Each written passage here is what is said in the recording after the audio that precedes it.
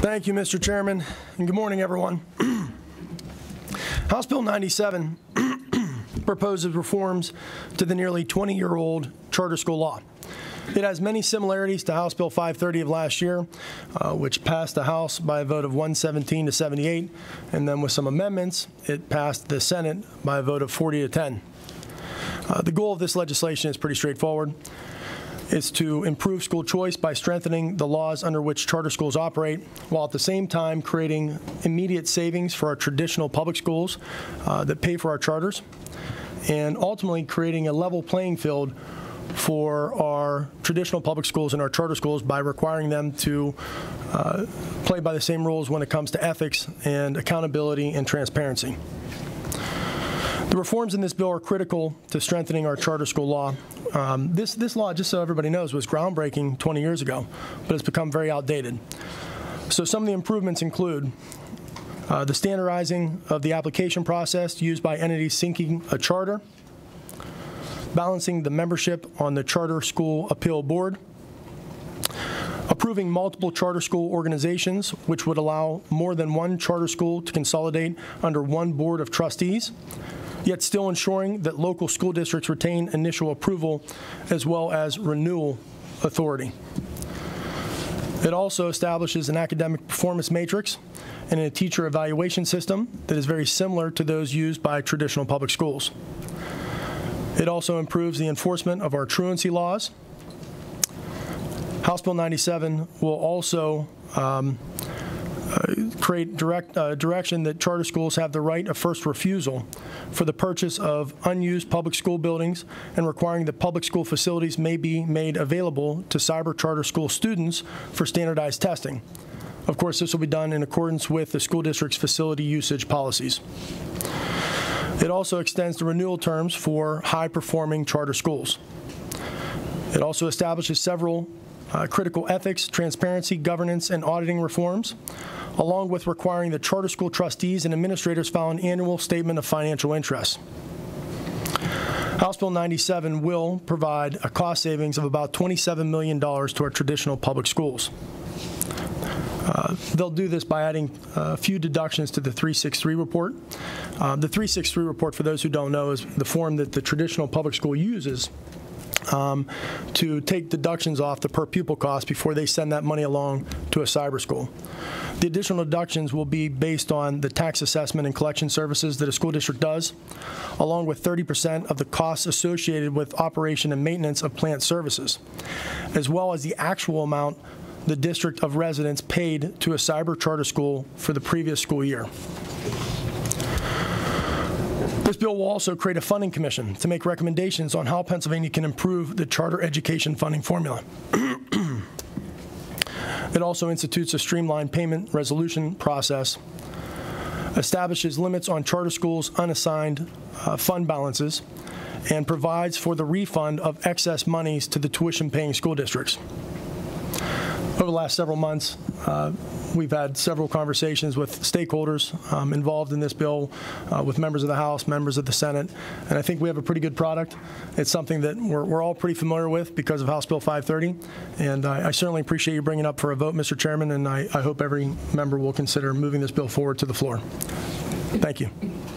Thank you, Representative, and thank you for your hard work on this piece of legislation. At this time, I'll need a motion and a second to move the bill. Moved by Representative Grove, seconded by Representative Stats. Any discussion on the bill? Chairman Roebuck.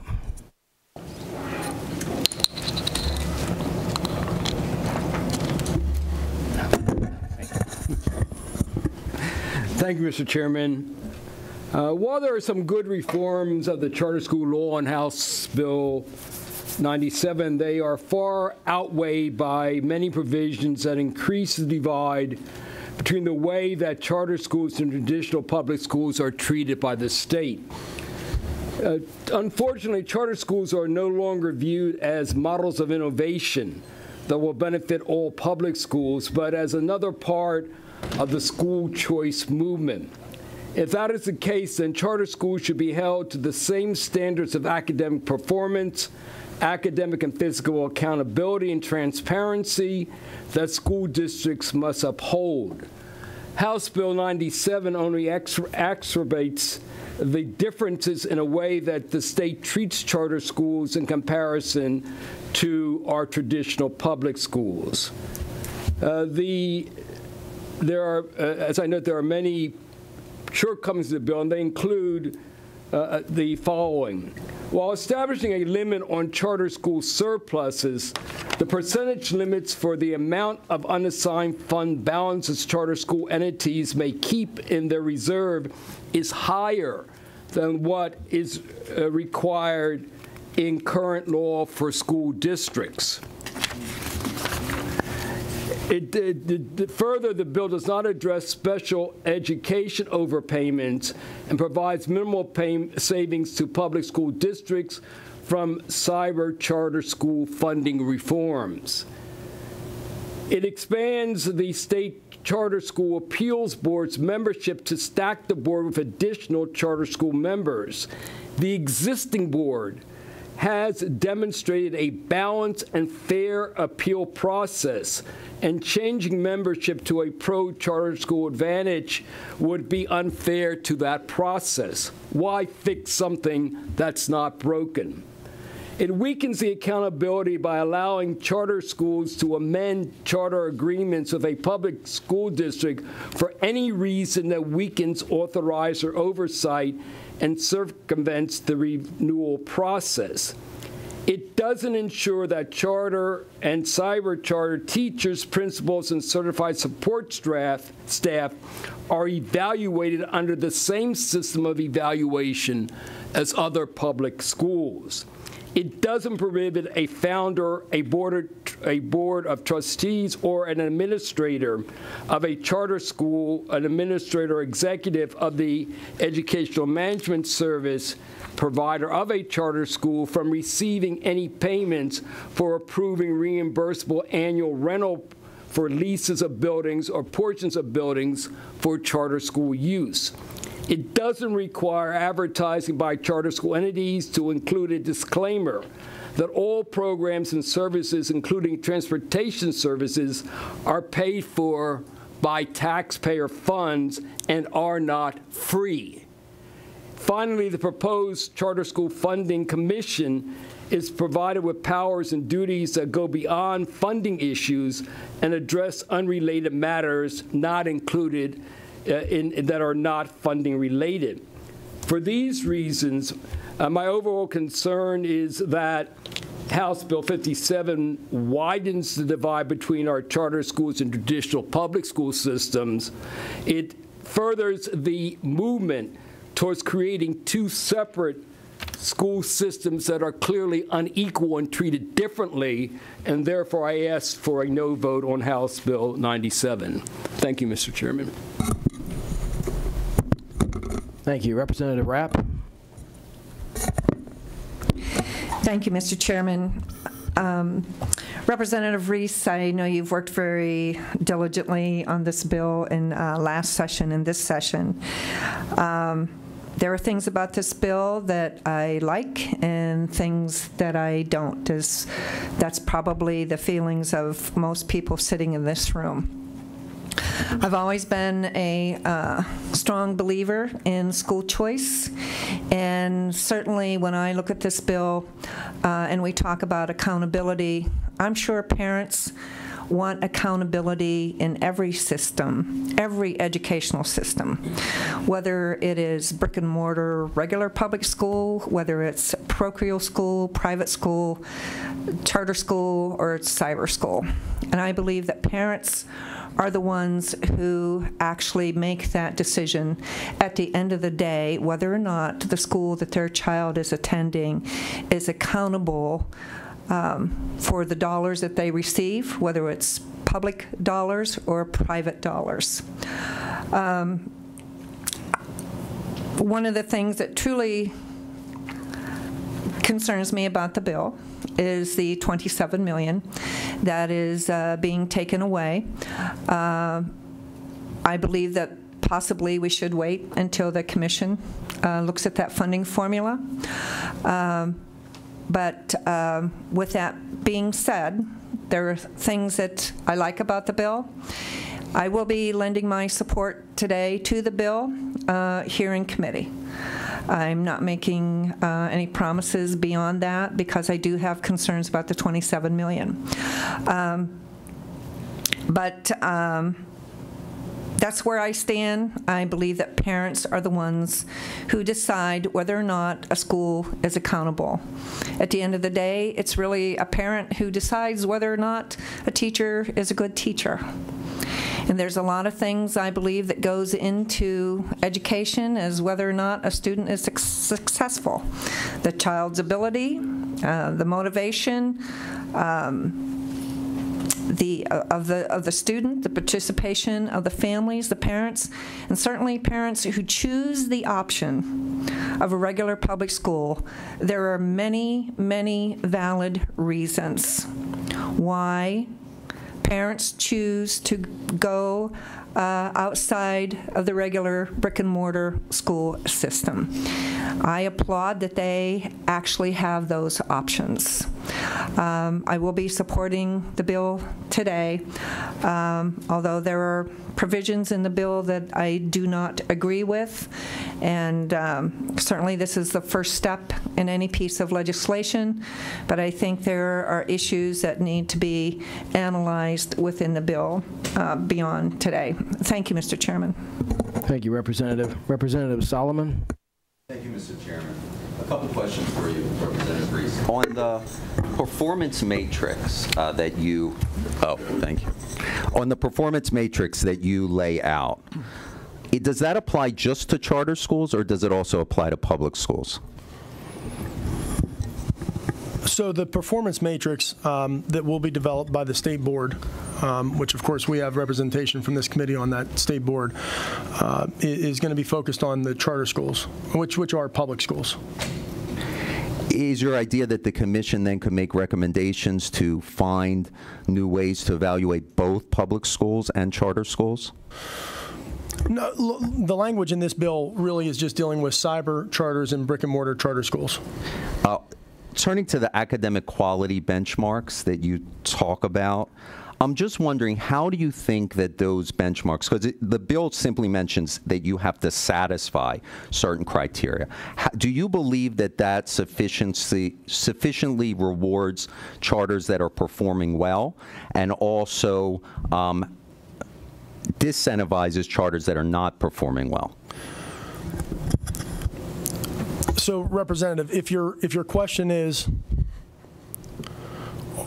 based on the criteria that's being used to develop this performance matrix that the state board is going to develop, obviously there will be an inherent benefit to those who do exceedingly well, and then of course there will be an issue for those who don't do well based on that performance matrix, whatever it ultimately looks like whenever the state board develops it. But if you're saying, do you get more or less seats for a charter entity? In other words, if you're doing very well and the performance matrix shows that, is there something built into this legislation that would allow you to have more seats for more students? No, it does not do that. It was specifically in the bill on page 29, the academic quality benchmark. It seems like the bill is presenting a very low bar. All you need to do is satisfy, instead of trying to build in certain criteria to really incentivize charters to exceed standards. If a charter school does well and it goes to longer charter terms, it's Right. Right, but not more seats. Yeah, so the performance matrix, I mean, I guess the inherent benefit would be for the lengthened charter terms. But again, I know one of your concerns is the number of seats, and the bill does not address that. I know the Philadelphia School District has recommendations that they've put out. Are any of those incorporated into this legislation? Yeah, not at this time. I think there are some of their concerns are addressed in this bill, but I believe we got those recommendations last week. Is that fair? Last week. I had a conversation with the superintendent from Philadelphia, and obviously they would like some of their concerns addressed, and I think we're willing to have that conversation going forward, but we did not have time to include it in this language. And lastly, are there anything in this bill that would prevent charters from cherry-picking students who are kind of high achievers? Is there anything in the bill to address that? Yes. And what is that? There'll be the specific language that says they can only ask for basic information on students. You can't have any aptitude testing or anything like that. Based on the standardized form. Yes. Yeah. So with the standardized form, it's requesting basic information from individual students so that they can't cherry pick. So this standardized form will actually help in that process. Okay, thanks, Representative Reese. I'm going to be supporting this legislation. I think there's a lot of work that we need to do, and I want to work with you on a bipartisan basis to make that happen, because we need a vehicle to bring much-needed charter reform to our schools and help our kids. I think there are provisions that Representative Reese make a lot of sense. The accountability measures, the auditing measures, the standardization of the process makes a lot of sense. I think we have work to do. Thanks so much. Thank you very much. Thank you, Representative. Representative Schlossberg. Thank you, Chairman. Representative Reese, just one question, and because I do want to make sure I'm confirming this. There are funding changes to cyber schools, changes to the cyber school formula. Is there anything in here that also makes a funding change to brick and mortar charter schools? No, Representative. The funding cuts that will occur if this bill becomes law are specifically towards cyber charter schools. Okay, thank you. It is for that reason that I will be voting no on this particular piece of legislation. I don't actually want to touch on the constant debate about whether or not charter schools do provide a good education. My experience with them, by and large, has been yes, they do. We're very lucky in the Lehigh Valley and in Allentown. We have some really wonderful charter schools. That being said, over the course of the past few years, my 4.5 years in the legislature, we have had plenty of conversations, and appropriate conversations, about the cost of pension reform and about the need to rein in pension costs. Now, pension costs in the Allentown School District since 1997, when the charter school law first came into being, have more than tripled, an exorbitant amount. When charter schools first were created in the Allentown School District, it cost us $3 million per student. In this year's upcoming budget, that number will be approximately $40 million, over 1,300% increase.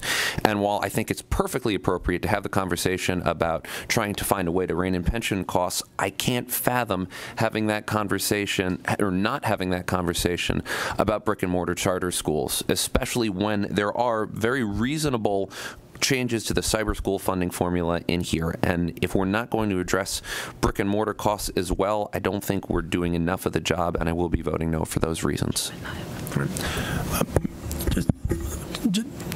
If I could just respond, I certainly can appreciate your concern. I just want to let you know that part of the job of the commission is to look at the funding for traditional brick and mortar charter schools. So even though the funding cuts don't exist in this legislation, they're going to look at their funding also.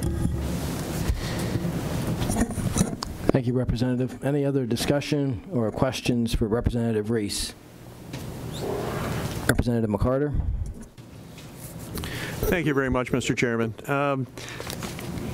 Without a doubt, it is time to do charter school reform, and I think that this starts the process in terms of discussion. However, one of the things that you said I took for granted, in a sense that this was an idea to level the playing field, I think is what you suggested. And yet one of the areas I know within this particular bill deals with teacher evaluation. And the teacher evaluation system, though, in the traditional public schools and charter schools, public charter schools, is not the same. And can you explain to me why that particular reform wasn't included in the bill? Sure. So currently there is no requirement for teacher evaluations with charters and cyber charters. The thought process was we do want to level the playing field, and we certainly want to be able to do fair comparisons. So some performance matrix, some teacher evaluation system should exist. That said, we didn't want it to be identical to the traditional public school system, because if a teacher is not performing well in the cyber charter or brick and mortar charter environment, it's relatively easy to move them out of that classroom. There's a little more difficulty involved in our traditional public schools. So that's why it's not identical. We wanted to allow for some flexibility with those folks when they're dealing with teachers in that charter school. Does that also, though, apply in the other direction then? If we want the best possible people in the classroom in terms of teaching our young people, how is it that we're not holding them to the same standard then? So again, this bill is just dealing with charters and cyber charters. I mean, that's a conversation I'm willing to have with you, Representative, but I think that would be, quite honestly, a separate bill from this one. Thank you very much. Just, Mr. Chairman, again, I will be a no vote on this particular measure. I think it doesn't go far enough, actually, in terms of the reforms that are needed. So many things have come forward over the last several years dealing with charters, and again, many that have hurt those charters that have done an excellent job. But again, this bill unfortunately doesn't go far enough to do that. So I will be a no. Thank you, Mr. Chairman. Thank you. Representative Gillen. Thank you very much for your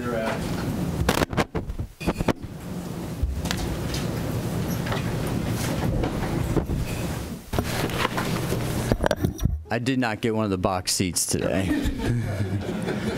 What I hear you saying, Representative Reese, and I appreciate all your work on this bill, is you're continuing to meet with stakeholders? Absolutely. So you see this as a work in progress? Absolutely. And for that reason, and also because my colleague from Philadelphia, Jared Solomon, is voting for this, I will vote it out of committee as well. Thank you. Thank you, Representative. Anybody else? Okay, before we go to the vote, I'd just like to thank Representative Reese and commend him on a good product here. I know you've worked very hard, and also thank the staff who have worked with you on this. It's not a perfect piece of legislation. I've never seen one in the 14 and a half years I've been here as a member. You can tell a lot about a bill by who's happy and who's not, and everybody's not happy and everybody's not totally opposed. So that's usually when you have a pretty decent product here. So I thank you, and I'm going to be voting to move this bill out of committee and ask Kathy to please take the roll. Chairman Hickernow. Yes. Representatives Brown. Yes. English. Yes. Fee. Yes. Gillen. Yes. Grove. Yes. Lewis. Yes. McGinnis. No. O'Neill. Proxy, yes. Phillips Hill. Yes. Quigley. Yes. Rapp. Reese. Yes. Stats. Yes. Tallman. Yes. Tovash. Yes. Chairman Roebuck. No. Representatives Gainey. Proxy, no. Hill Evans. No. Kim. No. Longjetti. No. Madden. Yes. McCarter. No. Miller. Proxy, no. Mullery. No. Schlossberg. No. Solomon. Yes.